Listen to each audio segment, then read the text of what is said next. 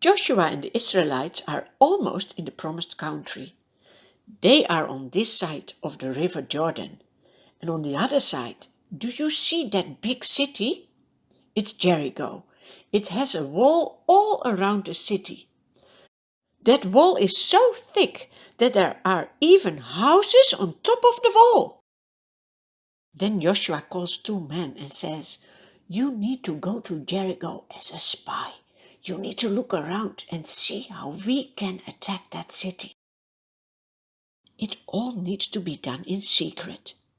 So the 2 men cross the river and go into the city. But where can they stay when it's night?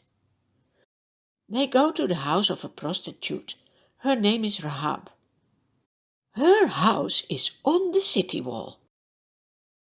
But someone has seen the spies. He goes straight away to the king of Jericho and says, "There are 2 men from Israel. They are looking around. It must be that they are spying the country."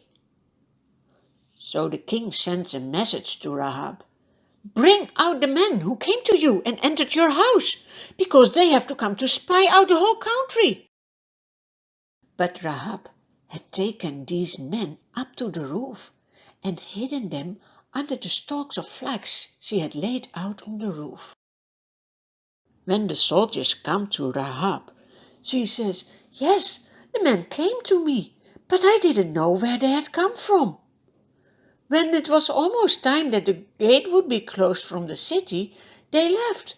"I don't know which way they went. Go after them quickly. You may catch up with them."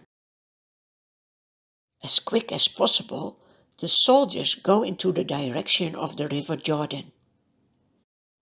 Then Rahab goes to the roof of her house and talks to the spies. She says, "Oh, I know that the Lord has given you this land. We have been hearing the stories about how he dried up the Red Sea and what he has done for you in the desert. Yes, your Lord is God. He lives in heaven, but he rules also on the earth. The heart of my people is full of fear. But please promise me that you don't kill me or my father and mother, my brothers and sisters, when you come to enter this country." The men assure her, "If you don't tell what we are doing, we will treat you kindly and faithfully when the Lord gives us the land." Now you see how important it is when people hear about the Lord. It can bring them to him, so that they also fear and trust the Lord like Rahab does. And for sure, the love of the Lord is not only for the Israelites, but for anyone who comes to him. When you ask God to be your God, he will be your God. Now Rahab says, "Come, I will let you down by a rope through the window. Go to the hills so that the soldiers will not find you. Hide yourself there 3 days until they return, and then go on your way." The men say, "This scarlet red cord you need to leave in the window so that when we come to enter this country, we will know where you and your family will be, and then you will be safe." "Agreed," replies Rahab. "Let it be as you say." So she sends them away and they depart, and she ties the scarlet red cord in the window.